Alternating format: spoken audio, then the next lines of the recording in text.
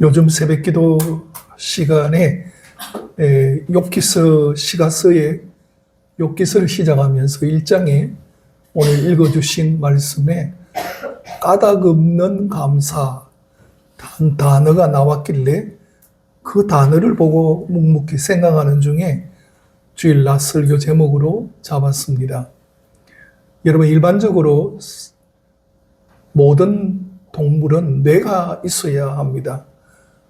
해파리는 뇌가 없습니다. 그런데 그 해파리가 어떻게 바다를 자유롭게 헤엄치는지를 전혀 알 수 없었는데, 그 알 수 없는 해파리가 자세히 연구를 해보니까 잠깐이 기억력으로 옮겨 다닌다는 거죠.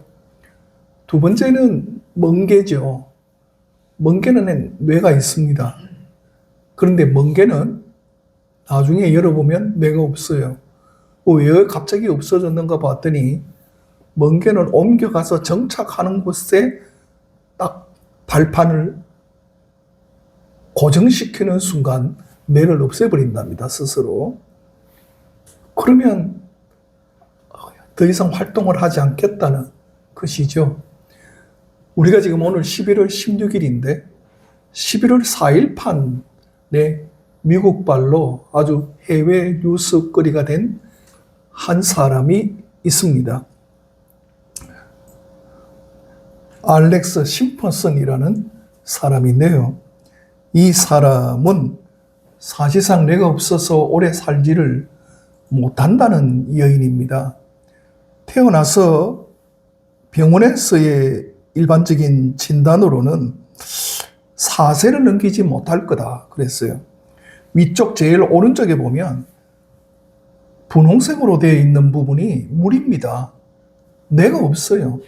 그 왼쪽에 있는 부분이 정상 뇌거든요. 그런데 오른쪽에 보면 뇌가 거의 없죠. 뇌가 없이 아이가 산다. 이건 상상도 못할 일이었어요. 그런데 여러분, 저게 11월 4일자 신문에 나온 것을 제가 캡처를 했는데, 이 알렉스 심퍼슨이라는 여자아이가 지금 20살입니다. 20년을 살았어요. 4년밖에 못 산다는 아이인데, 이 아이가 20년을 버티고 지금 살아가고 있는 그런 모습을 볼 수 있습니다. 이 놀라운 장면을 온 세계가 타전을 하고 뇌 없이도 살아가는 사람이다, 그렇게 소개를 했습니다. 그런데 저는 알렉스 심퍼슨을 보면서 우리 한국에도 이런 사람이 있다, 그렇게 여러분 연상이 됩니다. 누구냐 하면 박모세라고 하는 아이입니다. 이 조영애라고 하는 아이를 안고 있는 저 어머니는 시집을 왔는데 예수를 믿지 않았어요. 그 시어머니가 예수님을 믿어요. 그래서 시어머니를 따라서 교회를 다녀요. 그런데 이 아이를 태동했는데 느껴지지가 않아요. 그래서 처음에는 아이가 속에서 사산되었나 그렇게 생각하고 있었는데, 나중에 아이가 태동이 느껴져요. 그래서 이 아이가 죽지 않았다. 그래서 병원에는 소망이 없다고 했는데, 이 아이가 뇌 뒷부분이 뼈가 없어서 태어난 지 3일 만에 뇌의 90%가 대뇌라 그러는데 흘러 밖으로 날아와서 뇌가 없어져 버려요. 손의 70%가 절제했어요. 그래서 쉽게 말해서 남긴 뇌가 10%밖에 없어요. 그래서 병원에서는 이 아이가 죽을 겁니다. 태어나서 3일 만에 이렇게 되었어요. 그러니까 도저히 앞으로는 못 살 겁니다.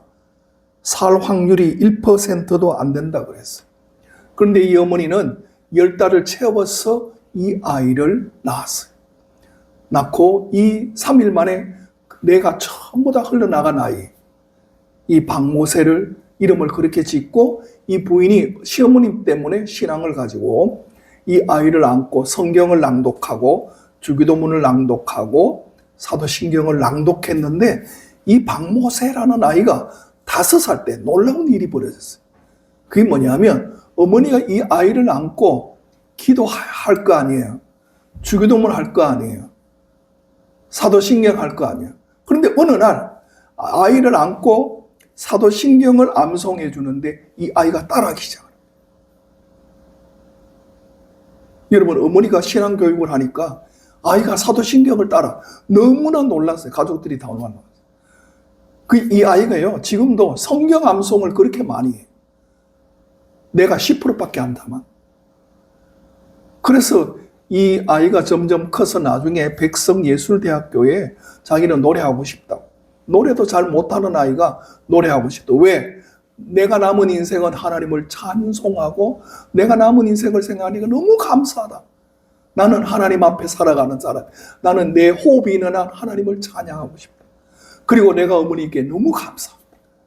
앞이 전혀 보이지 않고 귀가 한쪽밖에 안 있는데 조금밖에 안 들려요.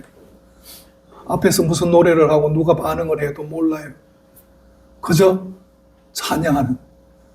저 박모세는 까닭 없이 찬양해요.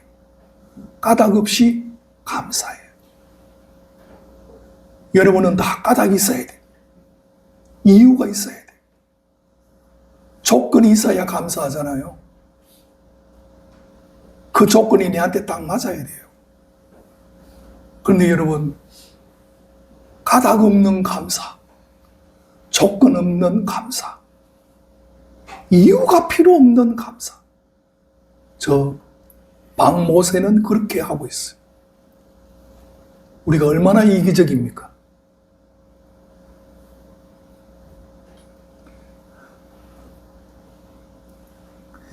물질 때문에 감사했다면, 물질이 없어지면 감사 못합니까? 나의 권력과 힘 때문에 감사했다면 권력과 힘이 없어지면 감사도 없어질 겁니다. 내가 좀 평안하다고 평안을 위해서 감사했다면 감사도 없어질 겁니다. 잘 되고 형통해서 감사합니다. 안 되고 일이 안 풀리면 감사도 없어집니다. 내가 지금 힘들고 어려워서 벼랑 끝에 서 있을 때, 그때도 여러분 이유 없이 감사해 보십시오. 조건 없이 감사해 보십시오. 까닭 없이 감사해 보십시오. 그러면 하나님 앞에 내 자신을 새롭게 바라볼 겁니다. 동방의 욥은 부자였답니다. 양이 7천이고 약대가 3천이고 소박 500결이고 암나귀가 500마리고 요즘 말로 말하면 잘 사는 사람이에요. 그런데 욥을 보십시오. 하인들이 쫓아오는데 이상한 사람들이 쫓아와서 다 재산, 그 가축들을 다 훔쳐갔습니다. 그 사람이 숨도 고르기 전에 하인이 다시 쫓아왔는데, 주인이여, 10 아들, 딸 있는 집에 첫째 형님 집에 잔치를 배설해서 당신의 아들 7과 딸 3명이 그 집에서 잔치를 하고 있는데 갑자기 태풍이 불어서 지붕이 무너져서 당신의 10 남매 형제들이 다 죽었습니다. 깔려서. 말이 되느냐? 그런데 욥은 다시 마귀가 간괴해서 욥의 몸을 치고 종기로 끌으면서 염증을 삭히는, 욥의 부인은 당신의 하나님을 저주하고 축을 하고, 여러분, 그럼에도 불구하고 욥은 감사했습니다. 마귀가 부추깁니다. 하나님, 저 욥이 저렇게 잘 되는 것은 까닭 없이 하겠습니까? 주어지고 많이 있으니까 하죠. 욥은 그런 감사가 아니었어요. 욥은 까닭 없이 감사해요. 하나님, 제 몸이 이렇게 습자지처럼 종이 하나처럼 이렇게 약하고 일어서는데도 온 힘을 들여야 되고 힘들고 어려운데도 하나님 뭘 생각하니 감사하고 하나님이 오늘 저와 함께 하심에 다른 조건은 다 모르겠지만 감사합니다. 욥이라는 사람은 여러분 창세기 사람입니다. 아브라함 시대 때 사람, 족장 시대의 사람. 그런 이유가 욥이라는 사람은 가축의 수요를 따라서 재산을 나누는 거 보면 족장 시대 사람이고요. 이 욥이 집에 제사를 드리는데 자기가 집에 제사장이 되어서 예배를 드리는 모습을 보면 족장 시대 사람이 분명합니다. 그리고 출애굽기나 모세오경에 한 번도 등장하지 않아요. 족장 시대 사람이다 그 말이죠. 그리고 결정적으로 이 하나님에 대한 호칭을 쓰는데 욥기서를 보면 하나님이라는 단어가 31번 나오는데 전부 다 샤다이라, 샤다이 하나님이라는 단어를 쓰는데 그게 족장시대 창세기 때 쓰던 하나님에 대한 호칭입니다. 그리고 42장 11절을 보면 돈 단위를 쾌다시라고 하는 돈 단위를 써요. 그게 족장시대 때 썼던 단어입니다. 이 욥이라는 사람의 모든 상황을 종합해 보면 이 욥은 그런 모든 조건 속에서도 까닭없이 하나님을 향하여 경외하며 감사했답니다. 여러분 이제 8절 말씀 읽어주신 말씀에 여호와께 대답하여 이르되 욥이 어찌 까닭없이 하나님을 경외하리까? 저와 여러분의 삶 속은 까닭없이 하나님을 경외하셔야 합니다. 인과 응보를 따지는 게 아닙니다. 하나님이 이만큼 주셨으니 나도 이만큼 하고 하나님이 이만큼 주셨으니 내가 따라서 이만큼 하고 내가 오늘 또 하나님 앞에 감사 헌금을 할 때 하나님이 요만큼 주셨으니 그래도 제가 요만큼 하겠습니다. 그게 아니라 까닭없이 드리는 감사였어요.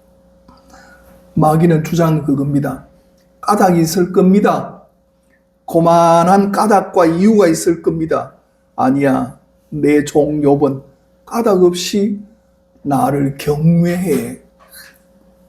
두 번째는요. 여기 12절 말씀을 보시면 이 욥은 까닭없이 어떻게 한다고요? 하나님을 경외할 거다. 소유물, 욥은 소유물 가지고 경외하는 사람 아니야. 소유물은 다 내가 사탄 너에게 맡기마. 그러나 욥의 생명만큼은 절대 손대지 마라. 그러면서 욥의 믿음의 순도가 어떠한지를 하나님은 분명히 말씀하고 있습니다. 여러분, 이 모든 어려운 상황에 1장 20절로 한번 넘겨서 여러분이 한번 보십시오. 욥이 모든 상황을 다 경험하고 난 다음에 욥이 일어나 겉옷을 찢고 머리털을 밀고 땅에 엎드려 예배하며 5가지 행동이 나옵니다. 욥이 일어났다는 거예요. 겉옷을 찢었는데 이 겉옷은 자기를 신분을 상징하는 거예요. 머리털을 밀읍니다. 자기의 왕관과 같은 자기의 상징인데 머리털을 밀었대요. 땅에 엎드렸답니다. 사람들은 신께 예배할 때 배를 깔고 땅에 엎드립니다. 그리고 예배했답니다. 뭐라고 예배합니까 지금? 21절 22절에 하나님 주신 자도 여호와시요 거두신 자도 여호와시오니 22절에 욥이 입술로 하나님을 향하여 원망하지 아니했다. 여러분, 여러분도 까닭없이 주를 섬길 수 있겠습니까? 여러분은 이 친구가 다 버려도 까닭없이 하나님을 섬길 수 있겠습니까? 내가 누리고 있는 모든 물질적인 것, 환경적인 것이 다 잃어버려도 이렇게 욥과 같이 하나님을 섬길 수 있겠습니까? 까닭없이 하나님을 향하여 나아가는 모습을 봅니다. 우리의 관점은 대부분 까닭이 있어야 합니다. 어떤 조건, 어떤 일들, 까닭 없는 감사, 조건 없는 감사를 우리는 하기가 매우 힘이 든 사람들입니다. 그런데 욥은 그 모든 어려운 상황 속에서도 하나님을 믿습니다. 조금 전에 봤던 심퍼슨이라는 아이의 아버지가 하는 고백이 뭐냐? 우리 가족은 이 아이를 위해서 한 번도 기도를 빠뜨린 적이 없다. 우리 가족이 기도를 쉰다면 이 아이가 하나님의 부름을 받아서 간 날일 거다. 그 해외 신문에 그렇게 신앙에 대한 이야기를 이 사람이 인터뷰를 해놨더라. 우리는 얼마나 까닭과 조건이 많아야 돼요. 그런데 그 사람들은 아무 조건 없이 까닭 없이 하나님을 감사해요. 그러하게 저와 여러분이 하나님 앞에 감사라는 말은 이게 살아 움직이는 거예요. 성경에 감사라는 동사로 몇 번 나오느냐 하면 142번 나옵니다. 다시 말해서 어떤 일이 이루어질 때 그것을 받아서 내가 바로 반응한다 그 말입니다. 우리는 지나놓고 나서 3년 지나고 5년 지나고 일평생을 돌아보니 감사합니다. 겨우 감사도 그 정도 하지만 이 동사의 감사는 142분이나 믿음의 사람들은 전부 다 그 즉시로 감사해요. 어떤 일이 있을 때 그래 감사하구나. 즉시로 감사했다. 저와 여러분이 하나님 앞에 하나님께서 저희들과 함께 하심을 감사하고 지금의 생이 감사하고 살아감의 의미가 감사하고 모든 일이 다 감사합니다. 재밌는 이야기 하나 하고 마치겠습니다. 어린이 소설가인 방정환 선생님이라고 계십니다. 하루는 저녁에 아이들 동화책을 만들고 있는데 강도가 들어왔어요. 돈 내라 그랬어요. 얼마 있어? 그래 잠깐 기다려보라고. 돈을 다 찾아보니까 30만 원이 있더랍니다. 그 30만 원을 줬어요. 그래 30만 원을 들고 나가더랍니다. 잠깐. 이 사람아 그래도 내가 30만 원을 줬는데 고맙다 하고는 가야지. 강도 보고 고맙다 해. 그러니까 이 젊은 친구가 고맙습니다. 그러고 가더라. 그런데 모퉁이로 돌아가다가 검문하는 순경한테 걸린 거예요. 너 주머니 있는 거 내봐. 돈 뭉치거나. 누구 거냐? 방정환 선생님 거다. 이 가자. 끌고 갔어요. 방정환 선생님 조금 전에 돈 도둑 맞으셨죠? 도둑놈을 잡아왔습니다. 그랬더니 방정환 선생님이 무슨 소리 하느냐고. 이 사람은 내한테 도둑질 한 적이 없다고. 그리고 도둑목 보고 물어요. 너 이 돈 가져갈 때 내한테 뭐라 그랬지? 고맙습니다 했죠. 들었지? 순경 아저씨들 들었지? 어느 도둑놈이 돈 가져가면서 고맙습니다 하고 가져가느냐고. 이 사람은 내가 준 거라고. 여러분 부지 중에 얼떨결에 생각 없이 까닭 없이 고맙습니다 말 한마디 했는데 그게 이 사람이 강도가 아니에요.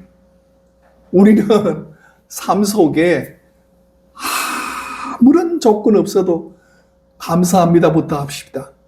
이 시간 제가 3번 감사하는데 내가 감사합니다 말을 5년 전에 했나 6년 전에 했나 이런 분 계시죠?